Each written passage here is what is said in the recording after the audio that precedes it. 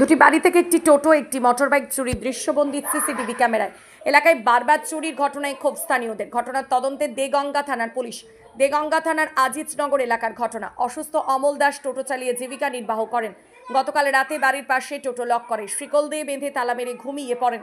সকালে ঘুম থেকে উঠে তিনি দেখেন ঘরের বাইরে গেট বাইরে থেকে বন্ধ। জানালা দিয়ে উঁকি মেরে দেখেন টোটো উধাও। অমল দাসের পাশের বাড়ির দুলাল দাস, তিনি বারান্দায় মোটরবাইক লক করে রেখে ঘুমিয়ে পড়েন। সকালে উঠে দেখেন মোটরবাইক উধাও। পরপর দুটি বাড়িতে চুরির ঘটনায় চাঞ্চল্য ছড়া এলাকায়। ক্ষোভ বাড়ে পুলিশ প্রশাসনের উপর। পুলিশি উদাসীনতার অভিযোগ স্থানীয়দের। তাদের দাবি, এলাকায় একাধিকবার মন্দির সহ অন্যান্য বাড়িতে চুরির ঘটনায় গ্রেফতার করা হয়নি কাউকে।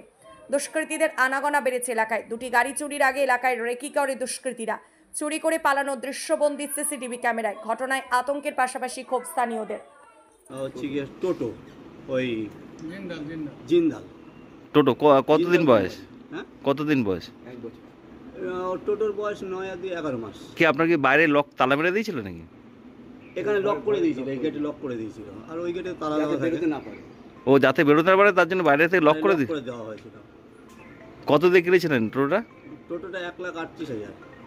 আপনি কি ওইটার উপর নির্ভরশীল ছিলেন? হ্যাঁ, ওইটার উপরে নির্ভরশীল। আমি আর অন্য কোনো কাজ করতে পারি না, তো আমার হার্টের সমস্যা, ওই জন্য আমি অন্য কোনো কাজ করতে পারি না। দেখে ওই টোটোটা মেয়ে বললো তুমি টুক করে তাহলে 100-200 টাকা যা হয় টোটোটা চালাও। পুলিশ এসেছিল? পুলিশ এসেছিলো, ওরা ইনকোয়ারি করে চলে গেল। দেখলো সিসি ক্যামেরায় দেখা গেল যে ওরা লাইট জেলে, লাইটে খুব পাওয়ার এবং ওই জন্য মুখ চেনা যাচ্ছে না। কি নাম আপনার? আমার নাম অমল দাস। আমার রাত্রিবেলায় আপনার বাইকটা রাখা ছিল বাইরে, ঘাট লক করা ছিল। এখন রাত্রির 3:05 দিকে বাইকটা চুরি হয়ে যায়। এখন হচ্ছে আমাদের বাড়ির সামনে একজনের কালী মন্দিরে, ওখানে একজনের টোটো ছিল, ওনার টোটোটা নেওয়ার পরে তারপরে আমার বাইকটা নিয়ে যায় এবং আমরা দেখলাম, দেখার পরে সিসি ক্যামেরায় দেখলাম, দেখার পরে দেখলাম ওদের মানে মুখ ঘুরিয়ে নিয়ে ওরা চলে যাচ্ছে।